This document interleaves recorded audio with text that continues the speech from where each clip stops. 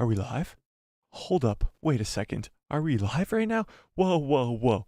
Whoa, whoa. Star Wars fans, hang on. Is this a live stream that isn't a gaming live stream? Hang on. Wait a second. Is this your regularly scheduled programming on a Thursday evening? Are we live right now? I think we might just be live. What's up, Star Wars fans? It's Mike, a guy who loves Star Wars, and yes, we are finally doing a normally regularly scheduled live stream. Of course, we've had Jedi Survivor streams over the last week-ish, because that game is absolutely amazing. If you're not playing it right now, if you are a little hesitant on getting it, go get it. It's amazing. But yeah, we've been a little bit off schedule, but we're back on track. Today, of course, we have a stream. Today is Thursday. Saturday we'll have a stream, and next Tuesday, and then for the rest of your lives on Tuesdays, Thursdays, and Saturdays, we'll be having live streams.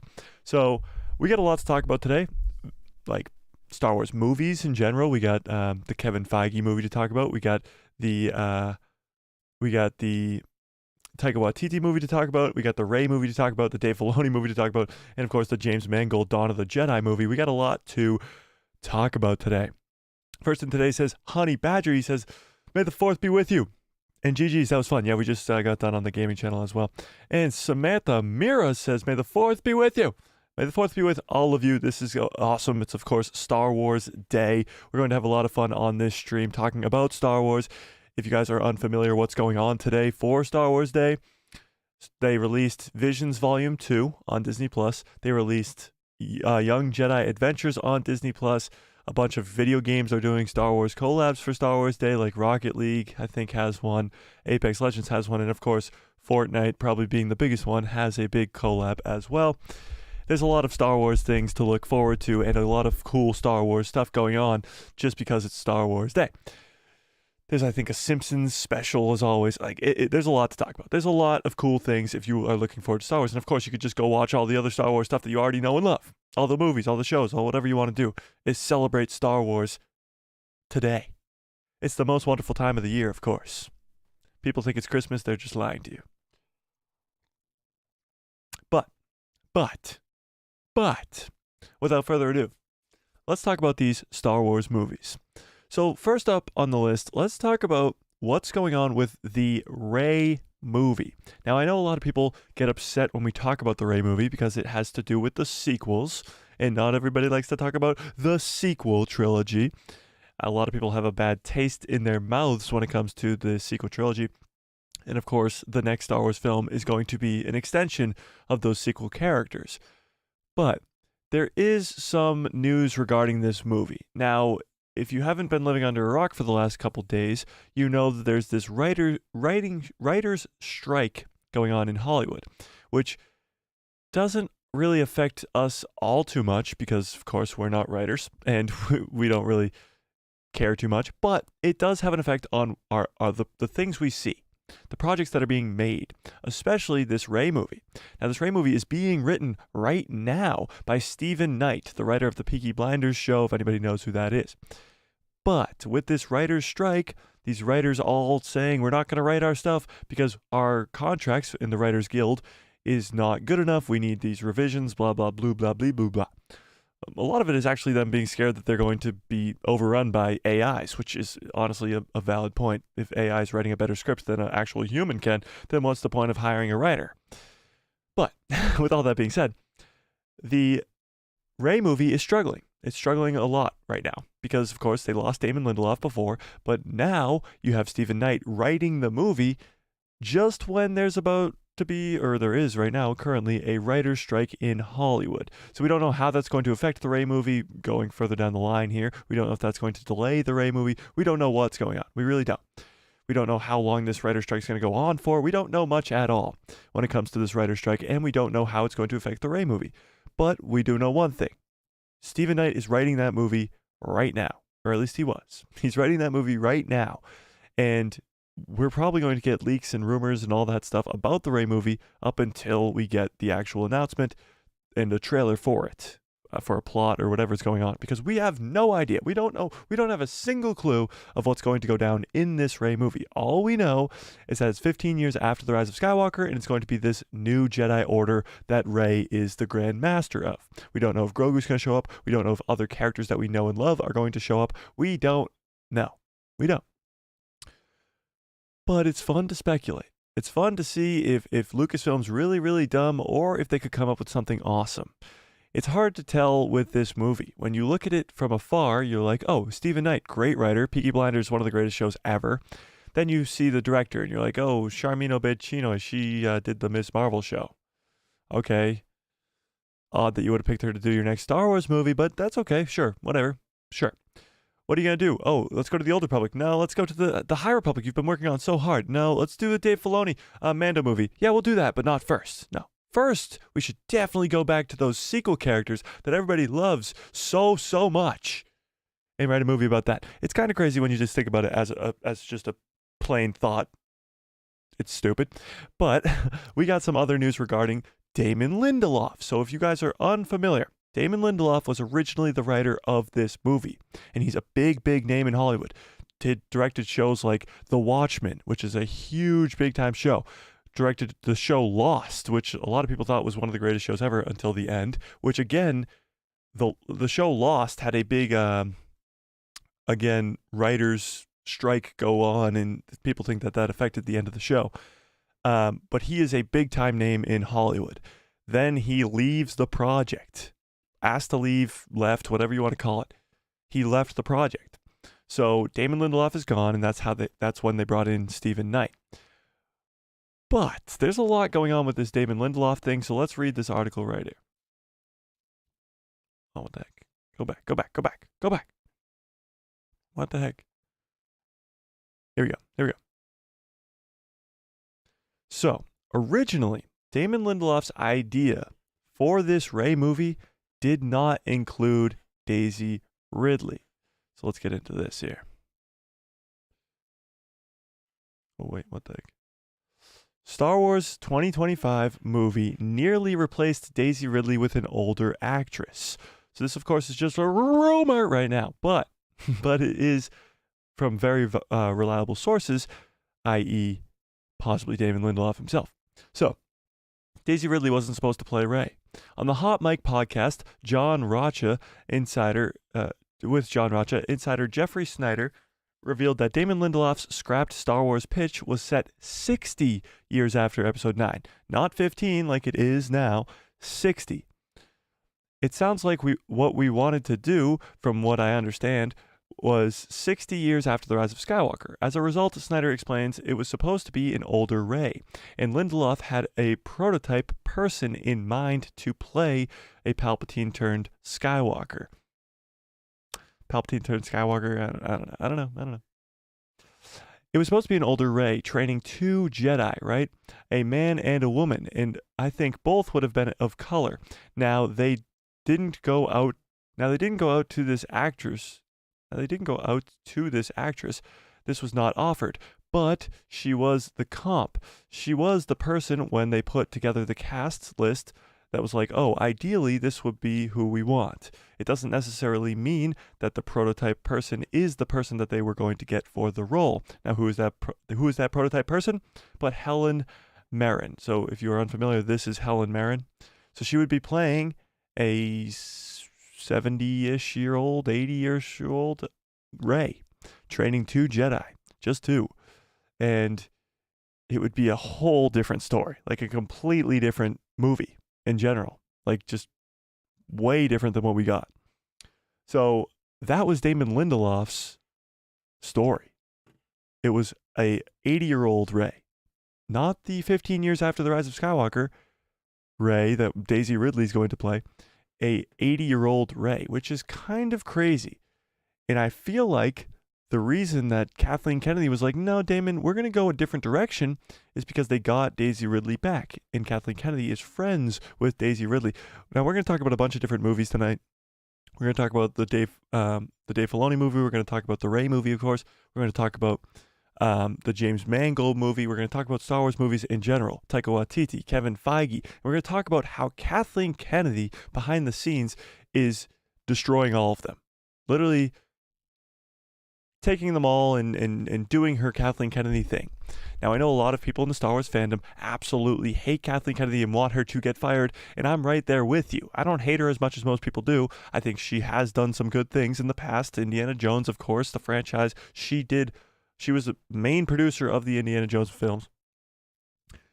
But when it comes to Star Wars, this lady has got to go, because you're going to see that all these movies, you got Rey, Filoni, Dawn of the Jedi, Kevin Feige, and Taika Waititi. 5 movies that are all in the mix right now that she is affecting in very, very bad ways. It gets crazy. It gets crazy. It gets crazy, okay? Honey Badger says, Star Wars Visions Volume 2 was absolutely breathtaking. Cinematically beautiful, visually stunning. I have yet to watch Visions Season 2. I know. I've been busy today, okay? I'll watch it tomorrow, or maybe even tonight. I'll watch it. Don't worry, I'll watch it. But I've heard it's good. I've heard great things. I've heard really, really good things, and I can't wait to watch it. Yeah.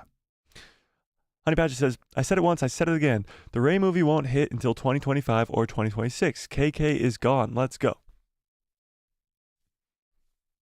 It's definitely going to come out in 2025, December of 2025. For many different reasons, they have a deadline. That movie has to come out in December of 2025. So I don't think it'll get postponed at all, unless Kathleen gets fired, which I do think she will. So maybe it does get postponed. I don't know. But it is most likely, I would say 97%, it'll come out December of 2025, that Rey movie. But I do hope Kathleen's gone. For just the sake of Star Wars, but also for the sake of my wallet, because I did say, if by November, if she's still there, I'm giving away a free lightsaber. Which I'm sure you guys will not forget, and I don't know why I keep reminding you. Honey Badger says, okay, 60-year-old after is dumb. 60 years after is dumb. Don't get me wrong, Rey sucks, but it's how she was written. Daisy did her best with what she was given. So recasting her to an 80-year-old Rey, it just sounds bad. It does sound bad, and it's just another giant time period that they're just going to fill in anyway. But it's more of, they brought in Damon Lindelof, this big name, and told him to write a story. And they probably told him that we can't get any of the original sequel cast back. So you're going to have to go far enough away that we either recast Rey or Rey's dead. And he said, okay. And then he wrote a story, brought it back, and they were like, oh, wait, we can get Daisy Ridley. So we don't need you. We're just going to get somebody else. It's kind of what it seems like, which is honestly a bad look. They could have put Damon Lindelof on any other Star Wars project. They could have done anything else, but that's what they did. And it's a bad look. It's a bad look. It really is. But let's move to the Dave Filoni movie, okay? Because that'll be next on the list. The Dave Filoni movie is, of course, going to be a Mandoverse movie, a culmination of all of this craziness. Now, here's the thing, okay? Honey Badger says, ouch. Yeah, that makes sense. Just bad for business in both parts, to be honest. It is bad for business. Just letting go a writer because he wrote what you wanted him to is dumb. But Dave Filoni, let's go to more of a good news spot here. Dave Filoni's movie. There's no doubt in my mind, at least, that this movie won't be absolute fire banger, whatever you want to call it. It's going to be amazing. Here's the thing with that movie, though. When is it going to come out? Most people think 2026. And the problem with 2026 is, when is Dave Filoni going to write this show? He's doing the Ahsoka show right now, and it'll come out in August. Then you'll have him working on The Mandalorian Season 4 this fall up until next year. And then what's he going to do? Write, direct, and post-production and all that stuff for a movie in just a year? He's not going to have enough time to do all of that. And unless he's already writing it right now, which he could be. But unless he's already started now, I don't believe that movie will come out in 2026. I think it could be 2027 or even 2028.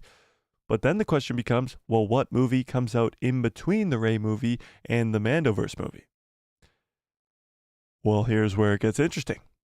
Taika Waititi's movie has reportedly been A-okayed to start filming next year. Next year, meaning it's been written, meaning it's almost done being written, and they're ready to start filming next year. Now, this is kind of crazy because Taika Waititi has really been just behind the scenes saying, "Oh yeah, I'm working on it every once in a while." But now it's going to start filming next year? Like I just told you, you have to write a movie. You have to film a movie. There's post-production for a movie. But if it starts filming next year, this movie could come out as soon as 2026. It could come out even, that 2026 could be the earliest that movie could come out. So you're talking about a movie that wasn't even talked about at Star Wars Celebration. Not announced, not talked about at all. Could come out in 2026. Now the question is, why did they not announce that movie? If Taika Waititi was actually done writing his movie, and they, of course, knew that they were going to do the Dave Filoni movie, they knew they were going to do the James Mangold Dawn of the Jedi movie, why would they not also announce the Taika Waititi movie? Now you might say, well, Mike, the movie was already announced. Yes, it was. That Taika Waititi movie was announced in 2019. 2019. 4 years ago. And since 2019, we have gotten zero updates about that movie up until yesterday when we found out that it's going to start filming next year. When we found out that this movie is coming a lot sooner than we ever anticipated. Now here's the thing. Could we possibly see Taika Waititi's movie go to the Old Republic? You have to remember. Let me pull it up for you. You have to remember. Oops. At Star Wars Celebration, they put up this this nice timeline for us. Celebration. They put up this nice timeline for us to make life a lot easier for us Star Wars fans. Oh wait, what the heck? Hang on, I'll fix this. There we go. This nice timeline right here. Let's zoom in a little bit. Oh, one more. So obviously you have the original trilogy right in the middle here with the Fall of the Jedi, the Reign of the Empire, and the Age of Rebellion. Then you have the Mandoverse time period with the New Republic. Then you have the sequels with the Rise of the First Order. And that's it. But you have all the novels with the High Republic. That has already been on the timeline for some while now. I think 4 or 5 years. But there's 3 new spots on this timeline. Of course, on the end here, you have the New Jedi Order, which is going to be where the Rey movie takes place 15 years after the Rise of Skywalker. At the other end, you have the Dawn of the Jedi, which is going to be James Mangold's movie that did get announced at Star Wars Celebration when they announced this timeline. But there's one right here in the middle, and most fans will recognize it, the Old Republic. Now, there's something absolutely insane about the Old Republic, okay? Fans love it. The material, it's already there. But what's very strange about this announcement and this timeline at the time of when they announced it was they announced 3 movies, one to take place in almost each time period here, that didn't already have a project, except for the Old Republic. The Old Republic has 10 zeros, or 2, 2 zeros. 0 projects announced in it. None. Zip. Nada. No projects. None at all. No project in the Old Republico. No. 0. So why is it on the timeline? I'm honestly asking, why do you think it's on the timeline? Anybody? Honey Badger says, Dave's movie won't come out until at least late 2026 or 2027, in my opinion. I just don't understand how he'll have time to get it done, like you said. But I definitely see him putting Taika's movie after Rey's and giving Dave time. I could definitely see that happening. If this movie starts filming next year, it'll be out before Dave's movie. It will. But the crazy part is it wasn't even announced. But what if, let's just say what if, okay? What if, in some crazy world in Kathleen Kennedy's head, she thinks that putting this timeline up there with the Old Republic was announcing Taika's movie? Because what if, all we do is talk what ifs here because Kathleen Kennedy won't give us any actual announcements. What if Taika Waititi's movie takes place in the Old Republic? And that's why this time period was announced, and that's why Taika's movie will start filming next year. It's because it'll be in this Old Republic era. Then you'll have a movie in the Dawn of the Jedi era, the Old Republic era, the New Republic era, and the Jedi Order era. Pretty much you'll be having every era have content coming out in it. You have books in the High Republic and the Acolyte show. You'll have Tales of the Jedi and Andor and stuff like that in the prequel era. The original trilogy is kind of not being touched, but then you have The Mandalorian and you have Rey's New Jedi Order in the later parts of the timeline. Every piece of this timeline is being touched by new content that is being released now. Like new content that is being released this year, next year, the year after. They're hitting all their bases except for the Old Republic. And that's why I believe that Taika's movie will take place in the Old Republic and we could get it as soon as 2026. It could be the next movie we see, which again, if that's true, if we're getting the Old Republic, why the hell are we watching Rey's New Jedi Order? Like, whose idea? This is, all right. This is how I see Disney. You go into a room, a meeting with Kathleen Kennedy, and you say, look, Kathleen, we got ideas for movies. She goes, okay, sure. You're like, Dave Filoni's going to direct a Mandoverse movie that all these big hit shows that we're having on Disney Plus, they're all going to culminate into one and be this huge theatrical release. She sits there and she goes like this. This is my Kathleen Kennedy impression after hearing that idea. You ready?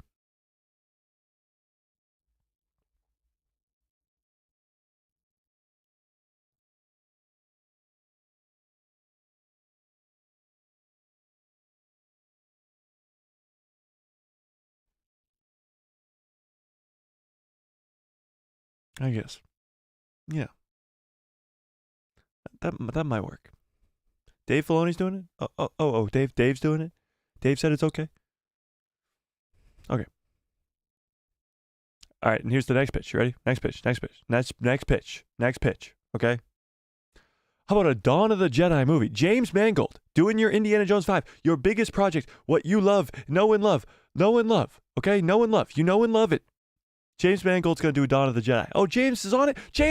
Okay, we're good. Do it. Yeah, sure. Ready? You got any other ideas? How about a Rey movie? Kathleen, Rey movie? A Rey movie? That is the greatest idea anybody's ever had in the universe. That's the greatest idea of all time. A Rey movie?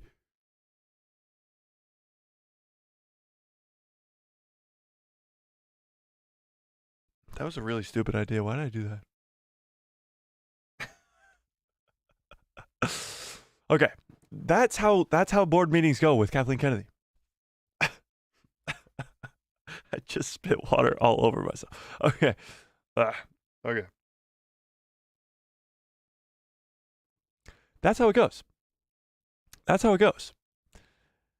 Anything that has to do with the sequel trilogy, she's all for. But when it comes to something like the Old Republic or the Dawn of the Jedi, it has to be persuaded to happen. It has to have James Mangold's name on it. It has to be Taika Waititi taking 5 years off to write a movie. It frustrates me. Honey Badger says, I believe it's Taika's movie. They announced it because they want to keep it under wraps in case it ends up getting scrapped. That could be the case as well. The reason we haven't heard any announcements on the Taika movie is because it's a Taika movie. And the last movie that Taika did was Thor: Love and Thunder, and that did not go over well. And a lot of people have been upset about that movie, and Taika's peak was kind of after Ragnarok, and then it kind of went downhill from there. But he has done some Star Wars stuff. He directed multiple episodes in the first season of The Mandalorian. So he's proven his stuff with Star Wars. So he's been here, he's done that. So hopefully he can come up with something awesome for the Old Republic. Because let's be honest, the Old Republic is already there. It's already there. You got Darth Revan, you got Darth Nihilus, you got all these Darths that you could think of. All the Darths you can think of. You're going to have thousands of Sith versus thousands of Jedi. It's already there. It's literally just the groundwork. It's boom, right there. Like Dave Filoni says, Legends is just unused free real estate to use. And Taika is the guy who can go crazy on the Old Republic. Hopefully this is true. Hopefully all these reports about Taika's movie being Old Republic and, of course, starting to film next year, hopefully all of it's true. Like Han Solo said, it's true. all of it. I really, really do hope so. Honey Badger says, the spit take, awesome. Yeah, I don't think it was the greatest idea. Water's kind of everywhere now. Give me Keanu Reeves as Revan. I'm seeing it opening day. I think like billions of people would go see that movie if you had Keanu Reeves as Revan. The only problem is you're probably going to want to go with a Jedi Revan first and then his fall to the dark side. And that's probably going to have to cause you to get a younger actor because he'll be Revan for a long, long time. And Keanu is not really that kind of guy. I would love to see Keanu come to Star Wars, maybe in an older character, but yeah, I think Revan you'd have to go a lot younger, you know. All right, let's talk about the Kevin Feige movie because this one it hurts my mind. It hurts my mind. It blows. It really just sucks. Kevin Feige Star Wars movie. Now, a few weeks ago, we reported that movie is gone, scrapped, done, not happening. And that still is the case. But we do have more news regarding that movie and how stupid Kathleen Kennedy is. Still water everywhere, sorry. The Russo brothers were in early talks to direct Kevin Feige's Star Wars movie. So if you're unfamiliar with Kevin Feige's Star Wars film, Kevin Feige was going to produce a Star Wars movie, right? The writer of that movie was going to be Michael Waldron. Michael Waldron, the guy who wrote Loki, Season 1, and Doctor Strange in the Multiverse of Madness. One of the best writers that Marvel's got over there. That was going to be your team. You're going to have Michael Waldron writing, Kevin Feige directing, and then you were going to add in the Russo brothers. Kevin Feige producing. Then you're going to add in the Russo brothers as the directors. You cannot tell me that wouldn't be the greatest Star Wars movie to ever happen. Or at least the hype around it wouldn't just be enormous because you have Michael Waldron writing it, Kevin Feige producing it, and the Russo brothers directing it. The Russo brothers, the guys who brought you Captain America Winter Soldier, Captain America Civil War, Infinity War, and Endgame. Literally 4 of the top 5, you could argue, Marvel movies ever. Those 2 guys coming to Star Wars to direct a movie. Do I have to do the Kathleen Kennedy impression again? That's a hard no. From Kathleen Kennedy, a hard no. Not even I'm going to think about it. That's a no. I want Ray and Charmin Obed-Chinoy, the girl who did 2 episodes of the Miss Marvel show, to do my next movie.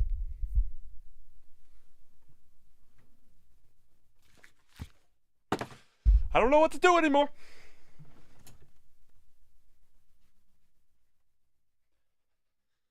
How is this the Star Wars that we get? How is this the leader of Lucasfilm? How is this possible? How?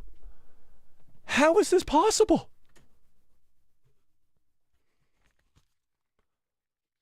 I'd like to apologize. I got a little heated there. I didn't mean it. I only meant some of it, and words were said. Things were said. I apologize. I'd like to thank the Academy. That is ridiculous. Absolutely ridiculous. And all this is true. It was announced that Kevin Feige was getting a movie and Michael Waldron would be writing it. Am I going too hard on this, or am I right here? Am I going too crazy? Or is this actually Kathleen Kennedy destroying everything?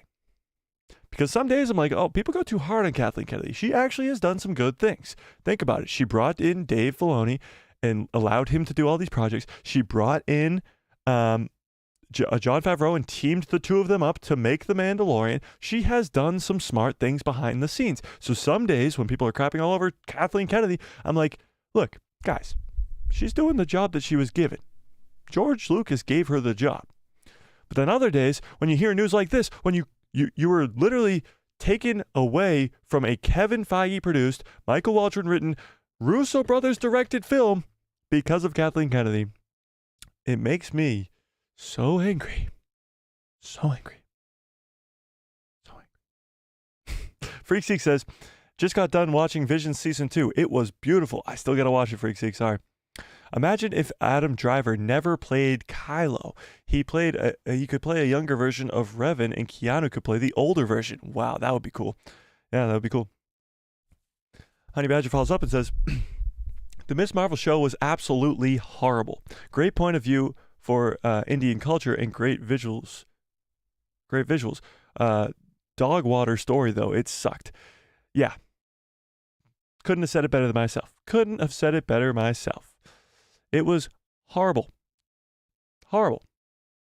It's a Marvel show, so visually it's going to be great. It was very... It was a Pakistani family. Like, you had all this great story with the family. The family was the best part of the show. The dad was hilarious. The mom was funny, too. And the brother was probably the best character. But the story was hot garbage. And it was directed by the same lady that they want to go direct their next huge blockbuster film. We got to calm down. Freakseek says, you went to the dark side. Never go full dark side. I never go full dark side, okay? We only just tamper with... It's a balance, you know? It's a balance. So sometimes you'll come onto the stream and I'll be like, oh, chill, and I'll be laying back here, and I'll be like, Star Wars is good today. Star Wars is good today. You know, I had a good day. Good day. Good day. Good day. And other days you'll be like, Kathleen Kennedy's got to go! It's just balance, you know? Balance. Honey Badger says, haha. I sense the conflict within him. Yeah. I don't think, like... Here's the thing. If you were offered to go see a Kevin Feige produced, Michael Waldron written, Russo brothers directed movie, or Sharmeen Obaid-Chinoy directed, Stephen Knight written a Rey movie, which one are you going to take? Which one would you take? Which one?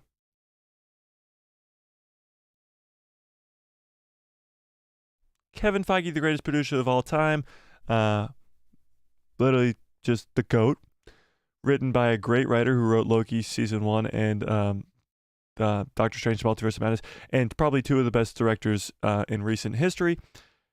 Or a nobody director who directed 2 episodes of one of the worst Marvel shows of all time. A writer who wrote a very good show, Peaky Blinders, and a sequel character that most people hate.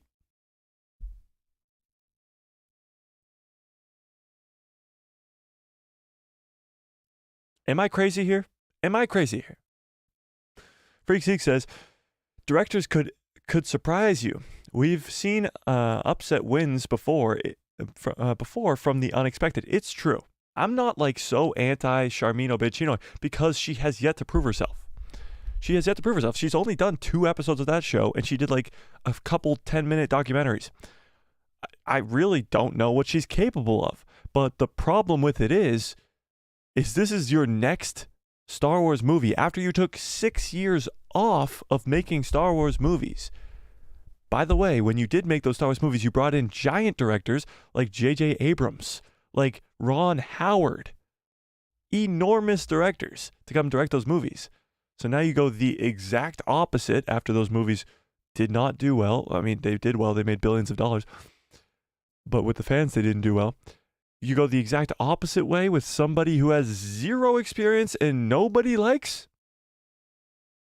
Sounds a little stupid. Honey Badger says, that's why I'm scared of the Rey movie. I feel like it's going to be episode 8 all over again. It's possible. It is definitely possible that the Rey movie could be a gigantic flop. And I've been very optimistic on this Rey movie. I have been sitting here trying, like, I've gotten so many comments on shorts, on videos on the channel of people saying, I'm never going to see that Rey movie because of what they did with the sequel trilogy, because I hate Lucasfilm.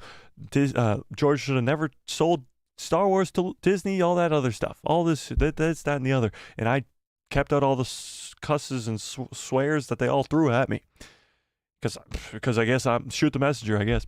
But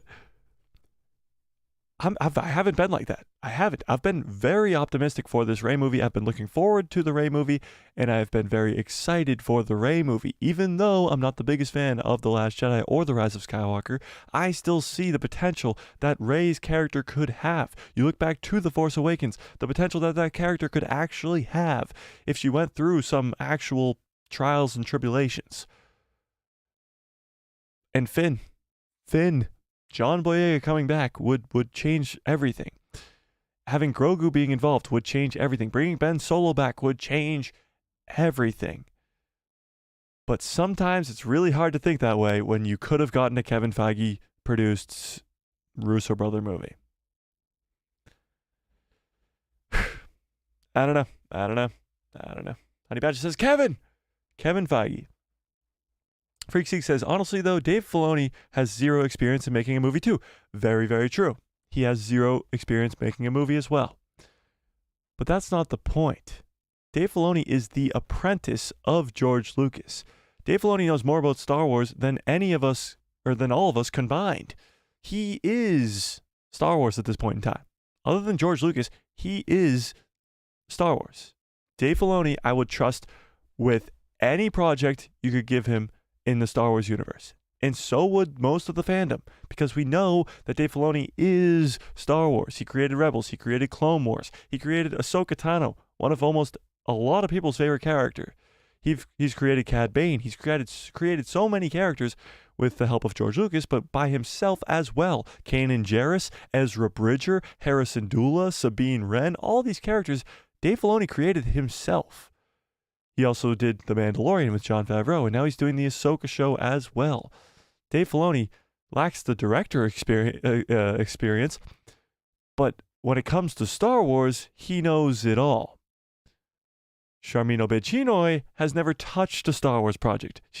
How about we try her out on a Mando episode, or try her out on a Ahsoka episode, or an Acolyte episode, or a Skeleton Crew episode. We have zero lack of episodes going on Disney Plus. Let's try out somebody and then give them a movie. How about Bryce Dallas Howard? Everybody loves her.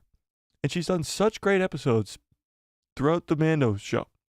Why not have her direct a movie? Freaksy says, yeah, we can trust Dave given his long track record of success. Exactly. You know who doesn't have a long track record of success? Charmine. And I have nothing against this lady. Nothing at all.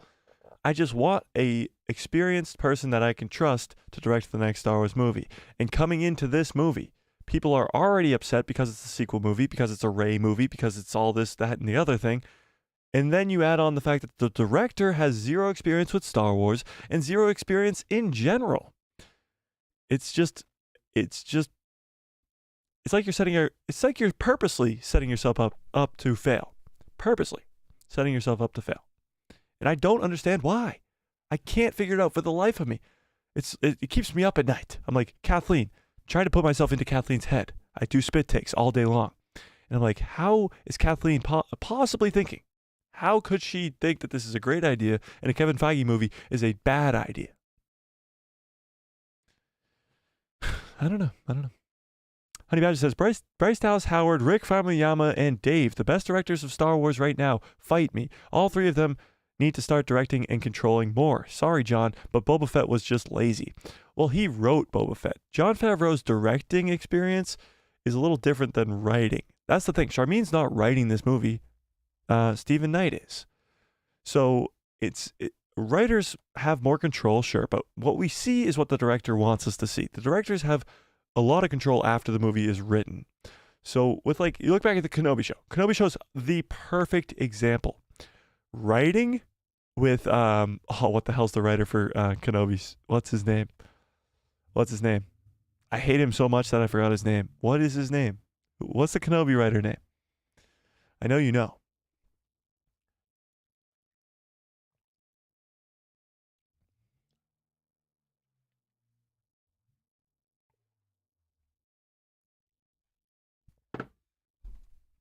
Dun dun!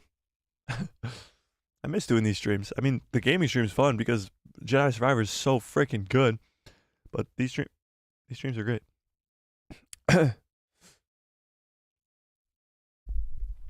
We don't know. Do I have to look it up? You guys, oh, come on. What is his name? What the heck is this guy's name? Who wrote the Kenobi show?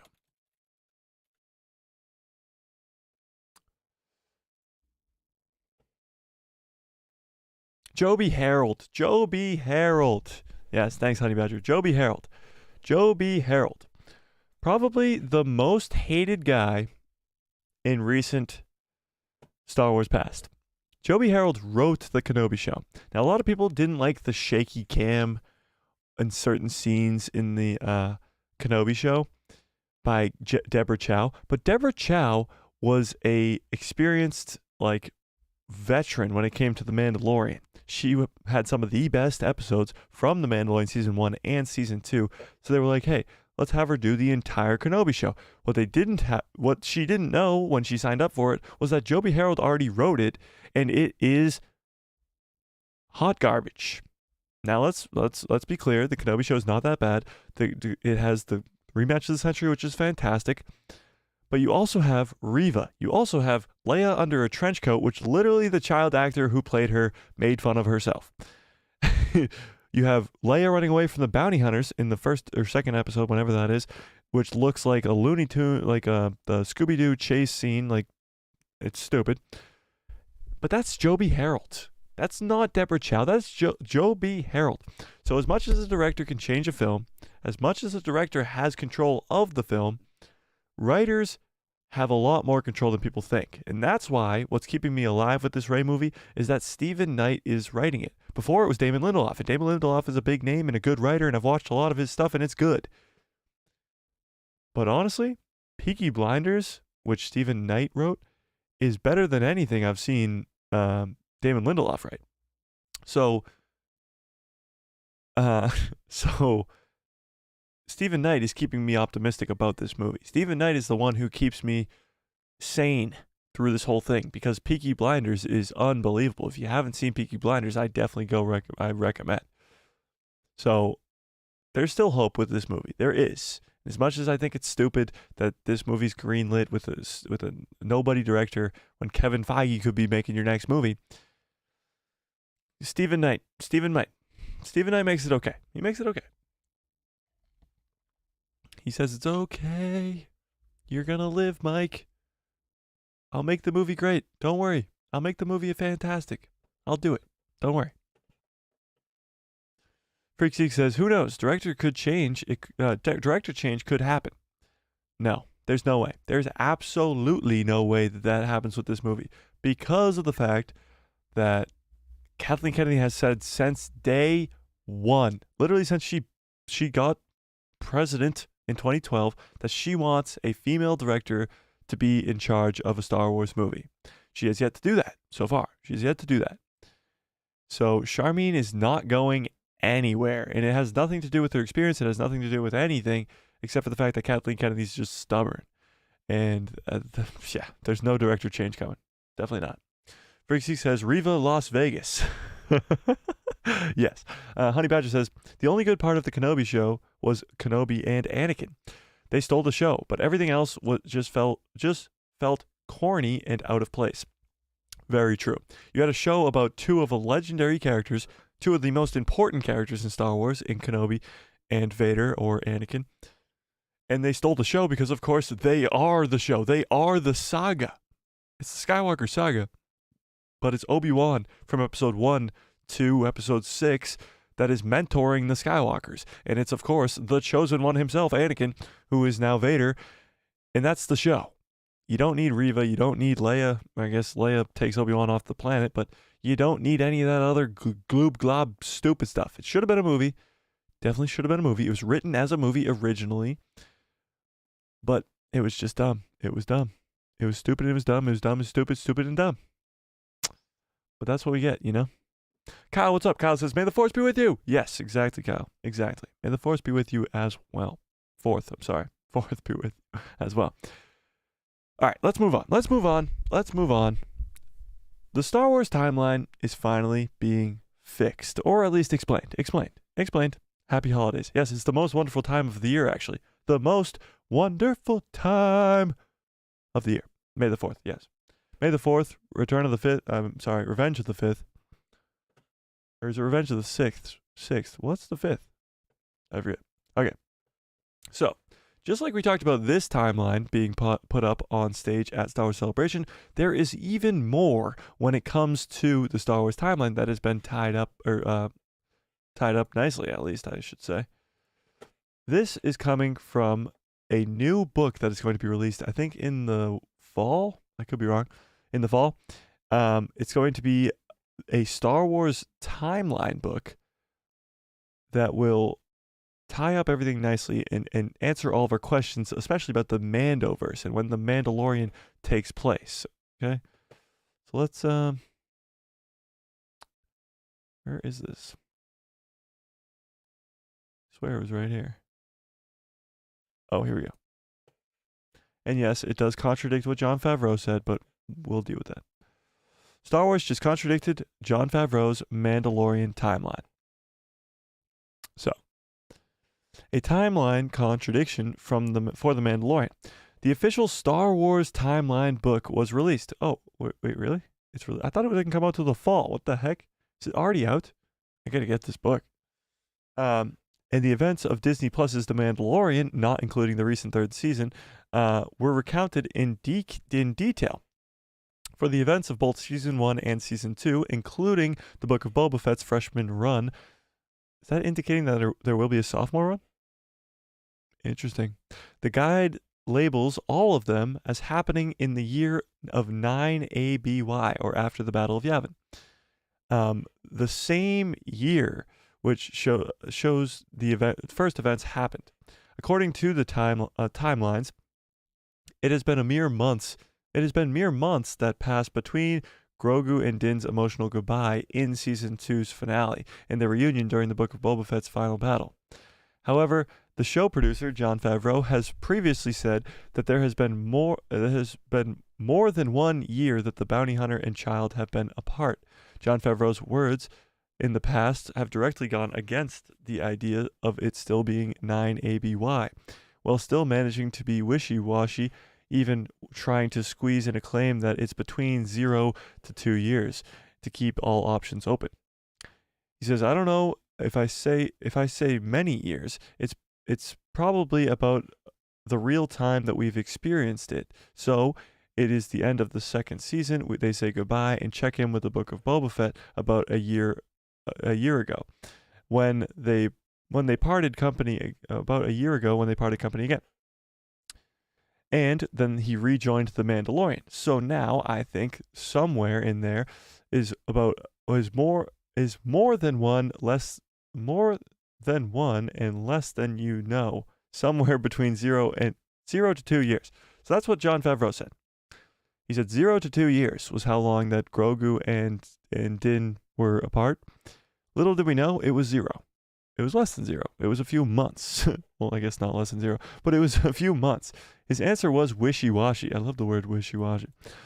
Though the clear indication here was that Season 3 is at least a sizable amount of time after Grogu went with Luke. Yeah, so Season 3 is obviously a bigger time jump than even the end of Book of Boba Fett. The next best thing when it comes down to narrowing down when these events take place is another quote from Favreau.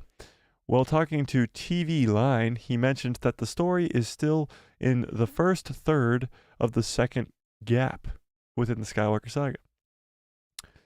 We talk about it so much. We also have the Ahsoka show and Skeleton Crew show coming up that will take place in the same time period. And yes, we are still in the first third of the second gap. First third of the second gap. As if that's not confusing enough. Though it is worth noting that Favreau previously indicated himself as well, contradicted himself as well. In the same discussion with the article of TV Line about The Mandalorian Season 3, the filmmaker did say, I don't think we're quite at 10 ABY. So here's what I think. I think Jon Favreau has no idea, and honestly, doesn't care, what's going on when it takes place, specifically in the timeline. He's writing a story, and a good one at that, for The Mandalorian and Grogu. And whether or not that's 1 year, whether or not that's 2 years, whether or not that's a million years, he don't care.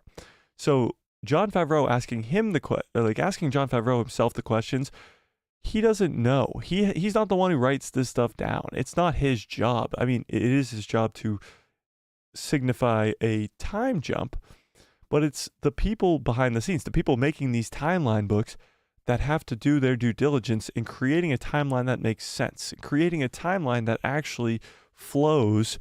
And there's no way in hell that both season 1, season 2, and the Book of Boba Fett took place in the same year.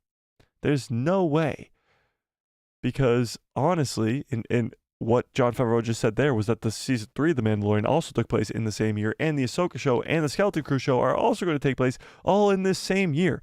So either this is the most jam-packed year in the Star Wars galaxy, or somebody here is way off. Like, way, way off. And honestly, this is a canon timeline book. What are we doing? You really can't explain what's going on here? If you're Lucasfilm, Disney, whoever you want to call them, if you're Star Wars, you can't explain the timeline? You can't explain what the Mandalorian's doing? How long it takes from season 1 to season 2, season 2 to season 3, Book of Boba Fett to season 3? What? What? This is insane. Honey Badger says, well, now I'm confused with the timeline. The timeline has always pretty much been straightforward up until The Mandalorian came out. And you would think that somebody behind the scenes would be, hey, should we be like numbering when this takes place or something? Or like, should we actually tell them what year this is in the opening scene or something? No, they'll figure it out. Anything. Just put a nice 9ABY right there. And then when the next season comes out and they have to put 9ABY again, they're like, wait, shouldn't this be 10 or 11 or not the same year? It's stupid. Freak C says, I usually get my timeline updates from Star Wars Explains channel. Good to have a book though. Yeah, true.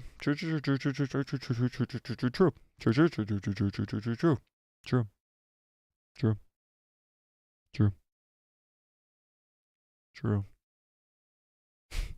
All right, let's move on to a non-movie thing. Cad Bane. Okay, now we talked about this, or I actually made a short about it, but we didn't really talk about it at all because we haven't had a live stream, an actual live stream all day, all week this week. Cad Bane. Is he alive? Cad Bane's fate is left open in this new timeline book. So again, the timeline book is back, but his fate left open in this new book. So here's what happened. Cad Bane was simply out of action during the final scene in the Book of Boba Fett, according to this new timeline book. So we just talked about this book and how it doesn't help at all. But with this book, it says Boba used his weapon from the Tusken tribe, a gaffy stick, and stabs Bane through the chest, putting the Pike's hired gun out of action. Out of action. Not dead. Not gone forever. Reduced to atoms. Evaporates to dust. Out of action. Okay? The character was introduced in the Clone Wars and quickly became a fan favorite in live-action debut in the Book of Boba Fett, creating an incredible scene at the end of it. So yeah. What do we think? Is Cad Bane alive? And let's pull it up. Derpy Entertainment says, hi, you wonderful human being. Hi, you wonderful human being. What's up, Derpy? How we doing? May the 4th be with you. All right, let's see. Cad Bane.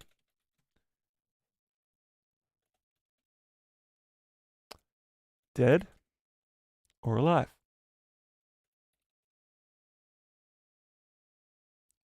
There you go. Answer the poll. Dead or alive? What do we think? Honey Badger says, I have a feeling that Cad didn't die. I have to agree. Okay, so as you vote what you think, here's my take on this. There's the whole his chest plate was still blinking a red color, indicating he's still alive. He has that droid that we never saw that could have come and saved him. I forget what the Toto, maybe? Is it Toto? And of course, nobody's ever truly gone. He could have just went into a Bacta tank. Any possible solutions for him being alive, there's plenty of them. But my biggest thing when it comes to Cad Bane is the fact that he was just introduced into live action. Like literally just introduced into live action.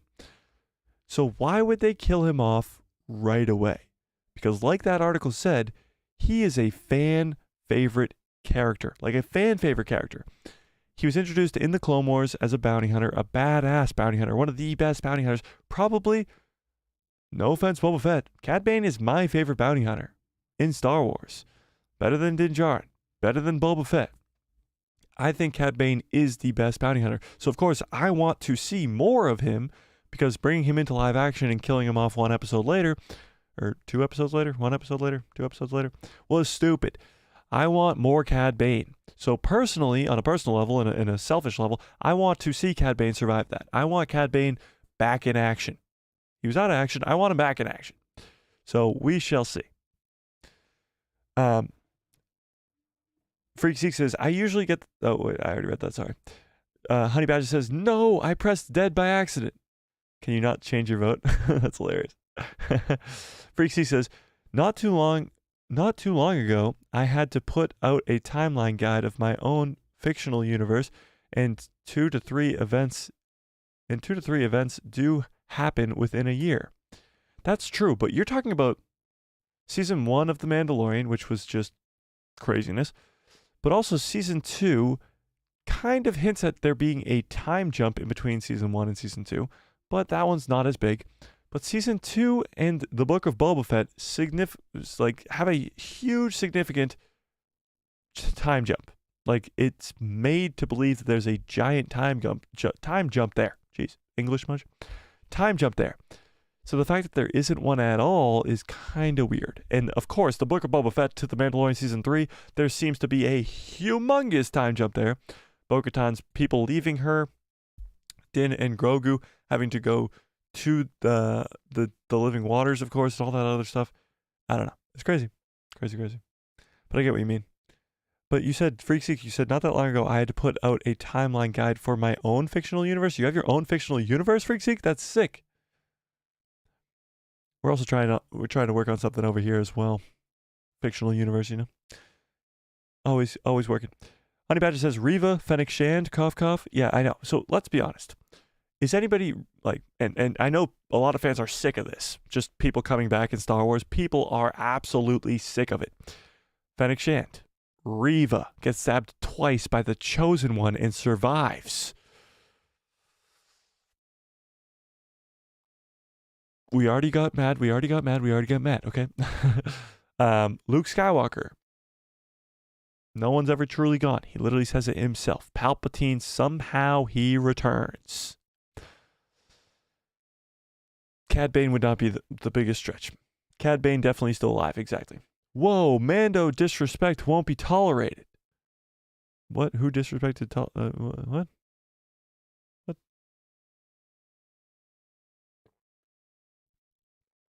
Derpy Entertainment says, I'm watching Visions Volume 2 right now. Yeah, I still gotta watch it. Still haven't watched it. I know. I still haven't watched it. But we will get to it tonight or tomorrow morning. Definitely. I'm excited for it. Not as excited as I am to play Jedi Survivor, but, you know, I'm excited for it. Yeah. No. We'll get back on the Jedi Survivor streams tomorrow, maybe. If not Saturday. Yeah, that game is so good. Oh my God, it's so good. It's so good. All right, without spoilers, what do you think of Jedi Survivor? No spoilers, spoiler-free. Spoiler-free review of Jedi Survivor if you've played it in the chat right now. Derpy Entertainment says, Mando Season 3 was mid until the last 2 episodes. Okay, but would you rather, and I know. Would you rather a semi-mid Mando season until the last 2 episodes that were great? Or would you rather no Mandalorian at all? And I know, that's stupid. Mike, of course. Why I would rather a mid Mandalorian than no Mandalorian at all. Stupid, dumb. I want a great Mandalorian anyway. And I completely agree with you. I think The Mandalorian Season 3 should have been a lot better. But what I'm saying is, a lot of people crap on The Mandalorian Season 3 for the wrong reasons. The story is fantastic, and people crap on the story all the time. It's the taking back of Mandalore, and the Mandalorian people coming back to Mandalore, and now again can grow back up to be a powerhouse in the galaxy. It's Bo-Katan becoming the Mandalorian leader again. It's Din Djarin fulfilling his journey in helping be one of the main people who bring back the people of Mandalore to his home planet. And of course, it's him adopting Grogu. It's the Darksaber being destroyed to usher in a new era of Mando and all that other stuff. So The Mandalorian Season 3, sure, some episodes were mid, but as a whole season, it's a lot better than people think. And it seems to be the common consensus that that is the case. There's a lot of people just screaming louder than other people that this season was not as good. When you look around the Star Wars community, Season 3 was good. I get DMs daily on Instagram, like tens of DMs daily, talking about The Mandalorian Season 3 and how good it was and how fun it was and how entertaining it was and how cool it was. And that's awesome. Honey Badger says, you did when you called Cad Bane the best bounty hunter ever. Hashtag Din's that guy. Oh, well, no. Cad Bane's better. He is. He is, and I'm sticking to it. Honey Badger says, 11 out of 10 game for Jedi Survivor. So amazing, great visuals and great story. Great action. It's Jedi Fallen Order on crack, and I love it. And never want to beat Survivor so that I can play it forever. We better get Jedi Part 3 game or I riot. Well, there's definitely going to be a Jedi 3, whatever it's called. I don't know. Jedi Survivor Part 3, whatever. Jedi 3. We will be getting that. Yes. They've already confirmed it'll be a trilogy. So yes, you'll get more, but at some point you got to beat the game because you got to find out how it ends. And the ending's supposed to be the spectacular ending. I have yet to beat it, so don't spoil it. You know. Therapy Entertainment says, no Mando at all. What? No Mando at all. At least what we got in most of season 3 was good episodes. We'll progress. English, let me try it again. No Mando at all. No Mando at all. At least we got the most of the story in season 3 was good episodes with progress that made sense was the last 3. The only good episodes with progress that made sense was the last 3. Oh, I get you. I'm saying, I get you. So he's saying that the season 3 was good, but the last 3 episodes were the only ones that really progressed the story and made sense. Well, what about the first 2 episodes? Literally the first 2 episodes, he goes to Bo-Katan, goes to Mandalore, and goes into the living waters and sees a mythosaur. Fast forward to the next episode where you literally see Bo-Katan's castle get bombed, and then you see Din and Bo go back to those people, and then in the next episode you see Order 66 flashbacks, and Ahmed Best is the one who saved Grogu. And then the next episode, they go to Navarro and save them from the pirates. I might be going out of order now, but you get what I mean. It was still very, very good. Action-packed, story-driven. Great season. Freak Zeke says, Jedi Survivor is just superb. Simple, well put, fantastic. Freak Zeke, what about your fictional universe? I gotta know. I gots to know. Therapy Entertainment says, I'm saying this about Mando Season 3, basically in comparison to all the other seasons. Season 1 and Season 2, Nickelodeon's Doug. Then Mando Season 3 is Disney's Doug from tone and writing. What is Doug? Who is Doug? What? I'm so confused, Derpy. You just confused the hell out of me. Honey Badger says, let's go, more Cal. Jedi 3 confirmed. I'm so happy now, let's go. Plus, Cal Kestis is coming to live action. It's gonna happen. Look up Doug. All right, I gotta look up Doug. Gotta know who Doug is. Do I just look up Doug? Doug. Doug is a TV series. It was on Nickelodeon.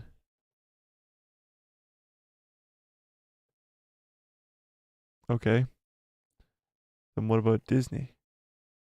How Disney changed Doug? Oh, wait, so it turned into a Disney show? I don't understand your reference, but I get you. So apparently Doug was a Nickelodeon show that got, I don't know, bought out by Disney and became a Disney show, I guess. I don't know. Kind of cool. I'm guessing the Disney one was not as good. A tone change. There was a tone change. I get you. there was definitely a different tone in this third season as what there was to the first two. Completely in the writing and the writing. Yeah, there was kind of a tone change in this third season, but I don't think it was like a drastic tone change. I think it was to progress the story in a different way. Mando has been on a journey since season 1. You go from the first episode of Mando, literally first opening scene, he just brutally, cold-bloodedly murders a guy. He barely talks. He's just this straight-faced bounty hunting guy. Fast forward a scene later, he doesn't trust a droid enough to fly him to his ship. He doesn't trust droids at all. Fast forward to season 3, he trusts IG-11. He trusts a bunch of other droids, R5, to literally help him. He is protective of Grogu. He's helping the Mandalorian people. He's not a lone ranger like he was at the beginning. He's come full circle through his whole journey. And now the question is when we're going to see him next. Well, season 4 is probably going to be this cool adventure, and then he's going to lead right into the Mandalorian. He's already done so much character development since season 1, throughout season 1, throughout season 2, and throughout season 3 now, that has led us to the Din Djarin we know and love today. Din Djarin's a completely different character. You need character development through a character's life, and Din Djarin is the perfect example of that. And I think season 3 actually completes his journey to where he's at now, as a Mandalorian, as an actual person who contributes to the Mandalorian people getting their planet back. That's just me. But that's just me. That is just me. All right, let's talk about this a little bit here.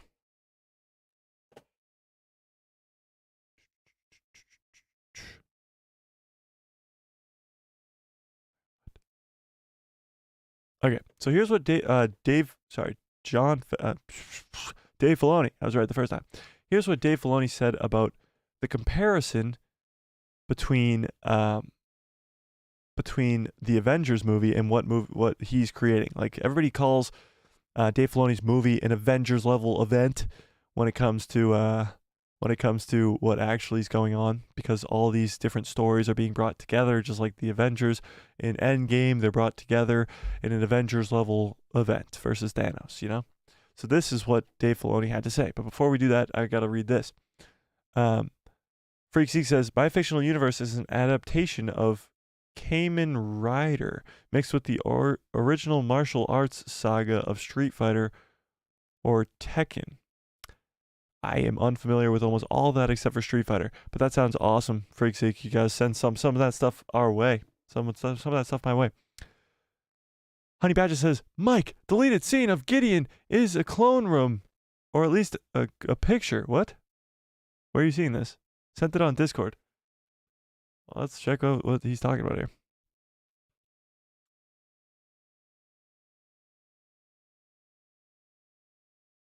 Wait a second. What is this?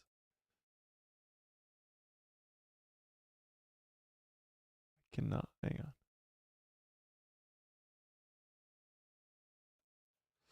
Hang on. What the heck is this?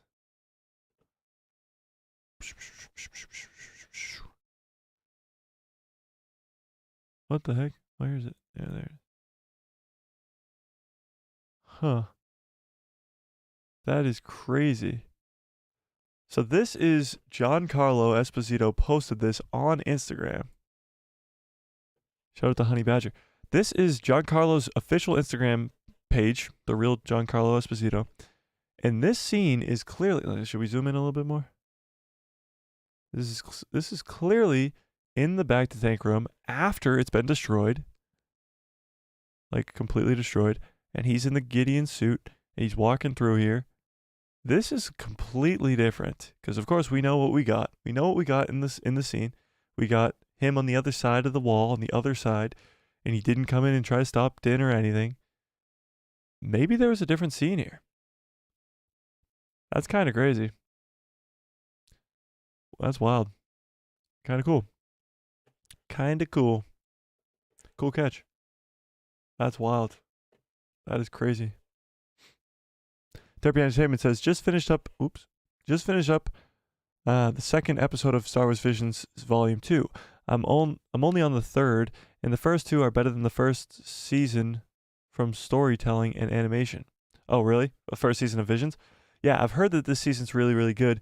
I can't wait to watch it. I'm looking forward to it a whole lot. So yeah. Yeah. What if they shot extra scenes and never used them? Giancarlo posted them himself. Yeah, well, that would be still before he dies. It would be before his character dies, because that whole place blows up afterwards. That's not indicating that he's alive by any means. It's just a different scene that was probably cut or just not used. You know. It is pretty cool though. It is cool. All right, let's read this thing. So, So, Filoni Star Wars film compared to an Avengers meetup. Dave Filoni has commented on his Mandoverse movie, stating it's going to be a clamoring of characters, saying how do I get that in this picture? So, speaking with Dave Filoni and Jon Favreau, Entertainment Weekly asked whether the movie was a natural landing spot for an Avengers type meetup between characters of all four TV shows, all four being Mandalorian, Boba Fett, Skeleton Crew, and Ahsoka. Those are your four big ones. Those are the big ones. We are in the right area. You're in the right area code, Filoni answers. We are definitely in the right space. I think we are going to be clamoring. There's going to be a clamoring of characters saying, how do we get this? How do we get this? How do I get in this picture? And that's what John and I have been figuring out. I think for a long time, as I've learned to work in this galaxy, it's a long play. And if things go right, then you get more. You do more with your story. Things I think have broken in the good way for us, and people have enjoyed these characters and what we've been making. So certain opportunities come up with as we further went along. So he's saying that we were so successful because people liked what we did that this movie was a thing. So the success of The Mandalorian gave us this movie. There was no movie originally. This movie was not going to be created originally. This was only because of the success of The Mandalorian, because of the characters that they created with Din Djarin and, of course, Grogu. Let's be honest. Favreau also added, when I was younger, we didn't have movies, but... we didn't have movies, but there were comic books, there were novels, things that were... that are encompassed in the expanded universe or legends. Clearly, there are decisions that have to be made to fit all of it together. But for us, I think one thing we've all agreed about is that the character, as special as they are, the story has to be what drives. The story has to drive what characters are. So he's pretty much saying that Legends material was what he grew up on, but the story is what has to drive the character, not the characters driving the story. So what he's pretty much saying is Luke Skywalker ends up where he is in the sequel trilogy. So we can't change what happens there. We can just only explain what happens in between and hopefully kind of make it better for a lot of fans. You know? He's also saying that Din Djarin, of course, Boba Fett, all these other characters are not in the sequel trilogy, so they have to go off on their own adventure as well. The story drives the characters, not the characters driving the stories. It's also interesting to see Jon Favreau is being interviewed about this movie as well. It has been only said that it's going to be a Dave Filoni directed movie, which is very, very strange. Jon Favreau's name hasn't really been attached to this movie in any way, which is weird because, of course, everybody knows about the weird stuff going on in the backgrounds. Everybody seems to think that Kathleen Kennedy and Jon Favreau have this huge falling out, and Jon Favreau's done with Star Wars, but he'll be back for season 4, and he seems to be back for this movie. But it's weird that his name's not on the movie. Not directed by Jon Favreau and Dave Filoni. It's directed by Dave Filoni. It's strange. Strange. Maybe he's just going to be a producer on it and not actually help out all that much, but we'll see. We shall see. Honey Badger says, yes, but what if in the scene he replaces himself with a non-Force sensitive clone. Theory had a breakdown on the episode where Gideon completely left the room to go find Mando. What if he escaped? No, definitely not. I think Gideon's either dead or he survived that blast, but I don't think it's the fact that he replaced himself with a clone or anything like that. Freaksy says, yeah, that's weird. Yeah, it is weird that Jon Favreau's not connected to this movie at all. It leads people to believe bad things, and we don't like believing bad things. You know? How about some Andor news for you Andor fiends? I know there's a bunch of Andor fans out there. Andor Season 2. Guess who's back? So this is revealing if she will join. This is all rumor. This is all whatever. Felicity Jones, who of course plays... What the hell's her first name? I don't even know. Oh, Jyn Erso? Yeah, Jyn Erso. Jeez. Jyn Erso. Oh, it says it right there. Duh. She plays Jyn Erso. So, will Felicity Jones return to Star Wars? This has kind of been a big question because Andor Season 2 is coming. Well, on Wednesday's BBC, the One Show, promoting her action thriller Deadshot, no idea what that is, actress Felicity Jones once again commented on her possible return to the Star Wars franchise after her character's death in Rogue One. Well, let's be honest, nobody's ever truly gone. You know? The first possibility that likely pops into everybody's head is that Jyn Erso could show her face in the upcoming Andor second season. Could she already be set up for an appearance? Sadly, Jones stated that she won't be in the sophomore run of the show, but she hopes that the character can come back. She says, I'm afraid to say that I won't be, but I still hope for Jyn Erso at some point to make a comeback. But no, sadly, I won't be in there. So here's the thing with all this, you know? Jyn Erso is such a side character that her being in the show is unlikely, but the only place that she could show up. Where else is Jyn Erso going to show up? She's dead after Rogue One. She's gone. And she's not a character that they're going to bring back from the dead for any reason at all. So maybe she could be in like a Bad Batch season 3, but she would be like a child or at least a lot younger. Yeah, and it wouldn't be in live action either. So the only chance for Jyn Erso and Felicity Jones to come back would be in this Andor season 2. Now, however, we do know that Andor and Jyn meet in that movie. So it would have to be them not meeting, but she was just in the background, or it would have to be some other scene with Cassian not being there and Jyn Erso was there. They can't be connected because they meet in the movie. I don't know. Do you think... And of course, let's be honest, if she was in the season, she would not be telling us. Of course, she's not going to say, yeah, I'm in the season. That would ruin it if she is. So actors lie all the time.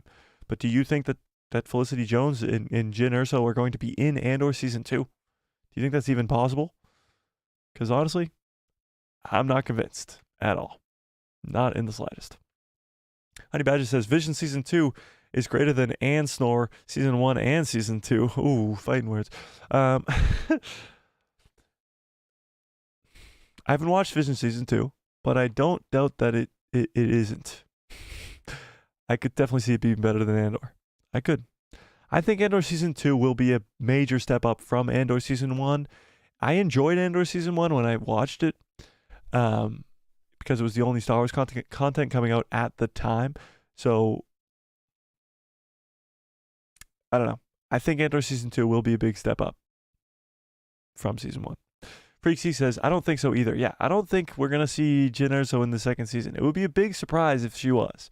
And I think they're going to try to do bigger surprises like this. Maybe seeing a Krennic, maybe seeing Vader, maybe seeing Palpatine, something like that in Andor. Because, let's be honest, nobody watched Andor. I watched it. I'm sure many of you watched it. But the casual fans, nobody watched that. So they need a driving force in Vader or something along those lines to drive people to go watch this show. It's not like Mando where people are just going to show up regardless. It's Andor, and nobody's going to show up. So they gotta get themselves together over there, for sure. Yes, indeed. What else we got going on? Anything? Let's see.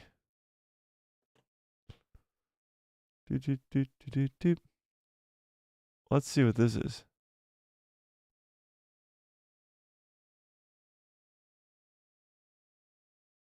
Star Wars pays tribute to iconic lightsaber duels. Hang on. Star Wars is 5 iconic lightsaber battles from movies and shows. Let's see what 5 they think. First of all, put your 5 in the chat right now. Let me, off the top of my head, think of my 5. 5 iconic lightsaber duels in Star Wars, okay? Let's see. You gotta have Maul versus Obi-Wan on Tatooine when Maul dies. That's obviously there. Luke versus Vader and Palpatine in Return of the Jedi, of course. Just iconicness. I Am Your Father in Episode 5. Revenge of the Sith, the best lightsaber duel of all time. Obi-Wan versus Anakin. Number 5's tough. Number 5 is tough. Ooh. Number 5. I'd guess I'd have to say Maul versus Qui-Gon and Obi-Wan, just because of how iconic that is. It's the beginning of the prequel trilogy. Am I missing one? I feel like I'm missing a big one. Lightsaber duels. Maybe Palpatine versus Maul and Savage Opress. Yeah, that's my 5th one. Maul versus Savage and Palpatine in Clone Wars. But let's see what this list has. So, let's see. Star Wars pays tribute to iconic lightsaber duels. First up was Luke versus Vader in Episode 5. That's what we had on our list, or my list at least. From Empire Strikes Back, one of the most recognizable sequences in the entire franchise, of course, when he says, "I am your father." And it's not Luke. He never says Luke. He says, "No, I am your father." It's the most quoted line, but most incorrectly quoted line in history. Because it's not Luke, I am your father. It's no, I am your father.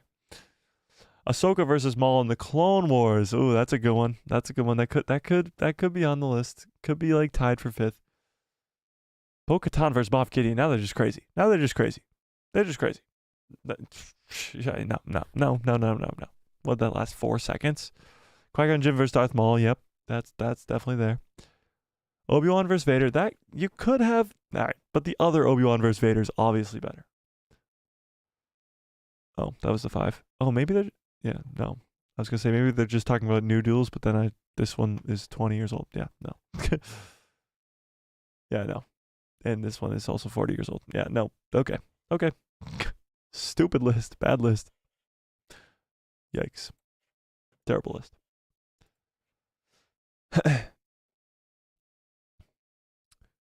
Freakseek says, I linked my guide. I don't know if it worked. Did you link it in the chat? I don't think that'll work. If you wanna, are you in the Discord, Freakseek? There's a link in the description to a Discord. Or if you wanna like just DM me on Instagram or something. Yeah. Honey Badger says, real question. Why haven't they made a Vader-centric show? With Hayden kind of like the Vader comics now. A Vader-centered show would be very, very cool, but I think Disney has done a very good job with Vader because Vader is a character that you want some mystery behind. You don't want a whole show centered on Vader. He's a quiet type guy where you'd have a lot of scenes with just him in a room by himself, just staring at a wall. I think going away from a Vader show is smart. I don't think it's what we should get, honestly. Vader, Obi-Wan, Vader versus Obi-Wan. Really, you put that on your list? Ahsoka versus Vader. Oh, Ahsoka versus Vader in Rebels. That's a good one. Vader versus Anakin, of course. Oh, wait. Vader versus Anakin. What? Vader versus himself? You mean Obi-Wan versus Anakin? Maul versus Qui-Gon. Good one. And then Rey BS. Oh, versus Kylo. Rey versus Kylo you have on your list? Really? Freakseek says, Ahsoka versus Maul on a technicality that is a motion capture. True. But no, we're talking just about all lightsaber duels. Doesn't matter if it's on animated or not. Also, Carrie Fisher got a Hollywood star on the Walk of Fame today. R.I.P. Princess. Oh, was that today? Oh, wow, that was cool. I gotta go. Did they like do a? Can we go watch the ceremony or whatever? I'm sure Mark Hamill and Harrison Ford were there. Yeah, that's cool. That is cool. We'll have to check that out. But we're gonna get on out of here. Hour and a half about. What a great stream. This was a lot of fun going back to normal streams. I know, craziness. We'll have a stream Saturday. Whether or not that's a gaming stream or not, it remains to be seen. This Jedi Fallen Order game is, Jedi Survivor game is so unbelievably good. If you are not playing it, go play it, please. And yeah, we're going to get on out of here. I know things get rough when it comes to Star Wars movies, but we're going to get through it, and we're going to enjoy all the cool Star Wars content to come, because the Ahsoka show is next in August, and it's going to be epic. It's going to be so good. Honey Badger says, Rey vs. Kylo in episode 9 was one of my favorite fights. Really? Interesting. And yes, Mark Hamill was there, and Carrie Fisher's daughter. Yeah, makes sense. Dubstream Mike, thanks. Yeah, no, thank you. Thank you all for coming. Smash a freaking like on this video, hit subscribe, and hit that bell so you get notified every time I post a video, and my pretty face will show up in the recommended feed of yours. Yeah. All right. Have a great rest of your evening. Have a great rest of your lives. And may the Force be with you. May the Fourth be with you. Always. Where's that stupid button? What a great stream. What a great show. You guys are the absolute best. Thank you for sticking around. Thank you for coming. Thank you for being the best crowd to ever exist. You guys are the absolute best. Have a great rest of your evening. Have a great rest of your lives. And let's see where this poll ended. Honey Badger says, may the Fourth be with you. Exactly. This poll won't end. Okay, 75% of you still think that Cad Bane's alive. Wow, that's a pretty high percentage. All right. Good night, everybody.